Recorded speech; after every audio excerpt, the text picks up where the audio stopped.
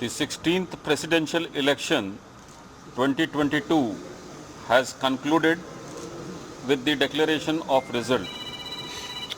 The counting of votes commenced at 11 a.m. today, the 21st of July 2022, in room number 63 Parliament House, New Delhi. The ballot box used in the Parliament House was first opened, followed by that of states where members of Parliament had cast their votes. The ballot papers of members of legislative assemblies who voted at Parliament House were also segregated and kept separately. Thereafter, counting of votes cast by members of Parliament commenced, followed by the states in alphabetical order. During scrutiny, the valid and invalid ballot papers were separated and the value of first preference votes polled in favor of each candidate was determined.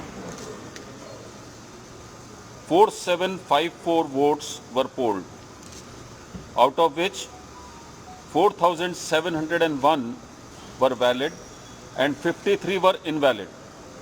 The quota sufficient to get a candidate elected was determined by dividing the total number of first preference votes secured by both the candidates by 2 and then adding 1 to the quotient. The said quota was 5,28,491. Srimati Draupadi Murmu had secured 2,824 first preference votes, value of which is 6,76,803. She got 2,800? 2,824 first preference votes, the value of which is 6,76,803. 1,877 first preference votes were secured by Shri Yashwant Sinha, value of which is 3,80,177.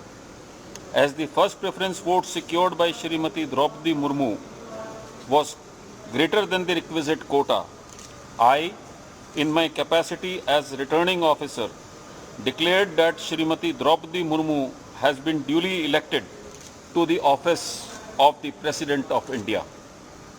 Now, I will be forwarding to the Election Commission of India Form 7 under Rule 35(1)(c), which is the return of election to the office of the President of India, and also a declaration of result of election under Section 11 of the Presidential and Vice Presidential Election Act 1952, read with Rule 35 of the Presidential and Vice Presidential Elections Rules 1974.